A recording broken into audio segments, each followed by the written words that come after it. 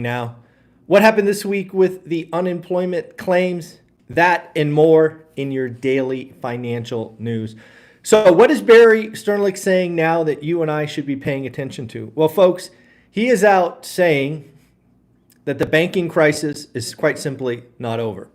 Barry Sternlicht, if you don't know who he is, we call him Billionaire Barry. Billionaire Barry has been featured on this channel several times. First, for losing his mortgage company, he went bankrupt. Then he stopped paying his REIT or the dividends, and then he sold his single family homes. This is a individual who likely got caught on the wrong side of rate increases. His debt was likely not fixed, and he was in a lot of pain. Barry Sternlicht is saying now, folks, we are going to have one bank failure a week.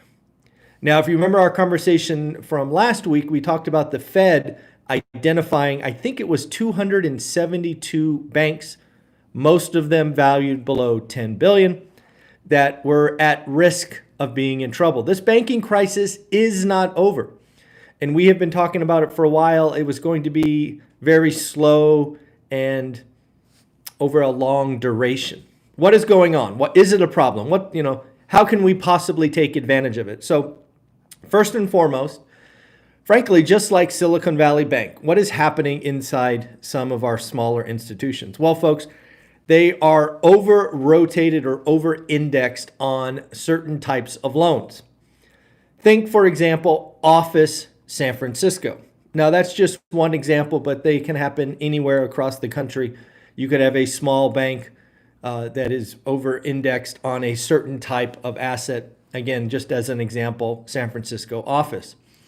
As the Real Deal has constantly pointed out, we are seeing offices in San Francisco trade below 50 and 60% of past purchase, meaning that these banks or lenders are going to take some significant haircuts.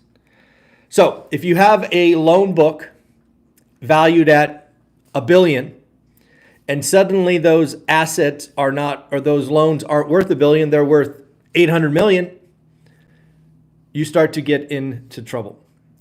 On top of that, we have seen lenders really pull back on lending, right? Their loan originations are down. These banks are really hurting for cash. So this higher for longer will undoubtedly cause more pain in the banking industry. I think it is a little much to think that we will get one bank failure a week. But is it possible we have 20 bank failures in 2024? Yeah, likely all small, likely all commercial real estate oriented. But yes, that is possible. I believe we've had one go here recently, and I'm sure more will follow. It is just unfortunately where we are. But how do you take advantage? How do you take advantage of this? Well, we're going to have to talk to Jonathan Twombly today. That is going to be my question for him.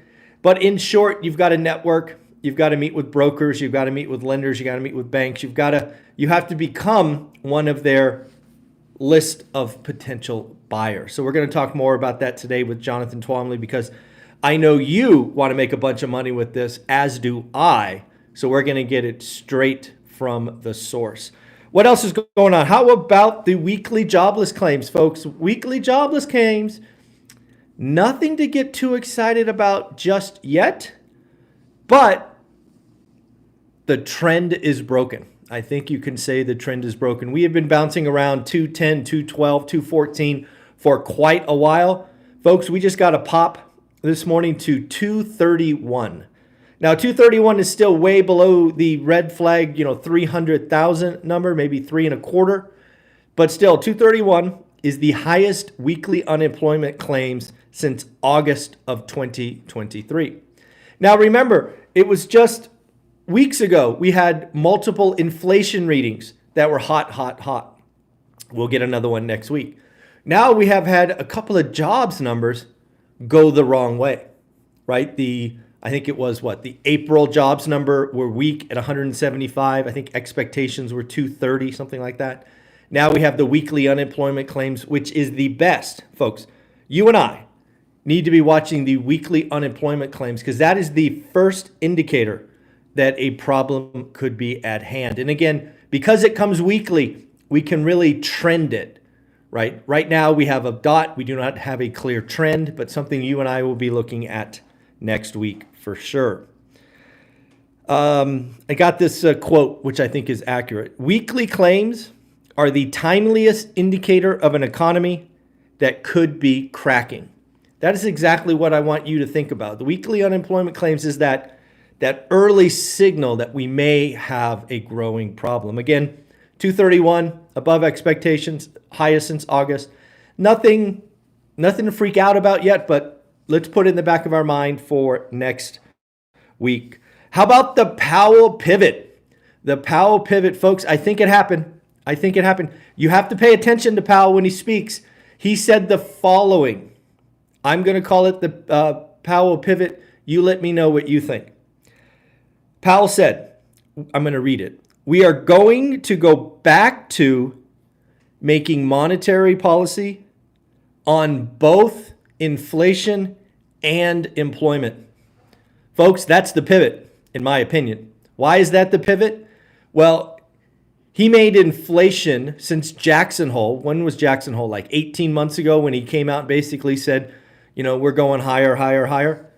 Now he is saying, folks, we're going to go back to our dual mandate of stable prices, aka inflation, and employment. Folks, inflation coming down, employment getting a little sketch. I think we had the Powell pivot and most people missed it. Let's talk about some earnings. We are getting more and more earnings. A lot of important retail next week. We did get a couple of retail names here today. We got Tapestry, which is I'll call a luxury retailer like Coach and things like that. They had a revenue miss and a weak forecast. Yes, folks, people are finally done shopping, at least for a little while. We'll see how long that lasts. How about Roblox? They missed and cut their forecast. Apparently, gamers are spending less in-game. Shocking. Planet Fitness had a revenue miss and a weak forecast. Yeah, Planet Fitness was in the news a couple weeks ago for doing stupid things. Yeah, not shocking they had a huge miss. How about Airbnb? We are going to be talking to an Airbnb host today. It's one of my interviews at 9 o'clock. I want to ask about the Airbnb bust. I want to talk about how to do Airbnb right. But Airbnb, had their best Q1 ever. 133 million nights booked. That's amazing. 133 million nights? That's wild. But they did issue some weak guidance. I'm assuming their stocks would be down today. And then Robinhood beat top line, beat bottom line, and had record Q1 earnings. I'm guessing that quarter of crypto really, really helped them out. All right, let's talk about retirees, right? I am really playing with an idea called the second season. What is the second season? You and I, or at least most of us, we go through season one working. And then at some point, maybe it's 45, maybe it's 65, you no longer work. Congratulations. When that happens, you have entered your second season. That's what I'm calling it. I don't know if it'll stick. I'm playing with it. But I just got a survey of retirees clearly in their second season. Only 4% of retirees are saying they are living their dream life. 4%. Folks, if you're Generation X, Baby Boomer, all of those, you have been sold a lie. Work 40 hours for 40 years to live on 40%. 4% of retirees are saying they are living their dream life. We also get a lot of reports on being retired. You need $1.5 million so that you can withdraw 4% or 60 grand a year. That's $5 grand a month.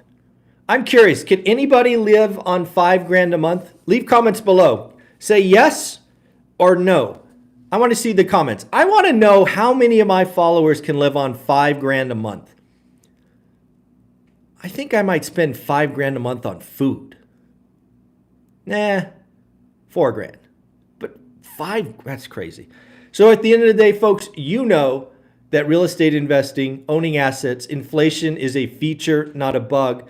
You know that it's not net worth, it is cash flow that will make the party go, right? I really am annoyed at these things about $1.5 million. That's an accident. That's just, a number. We want cash flow. If you're following this channel, it's because you believe in real estate. The book, How to Get Started One Rental at a Time, documents one person's story.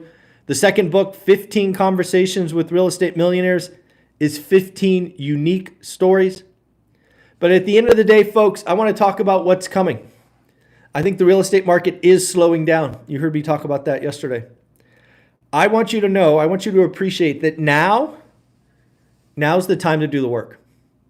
You can't get ready when the market changes. You got to get ready early. Get your buy box.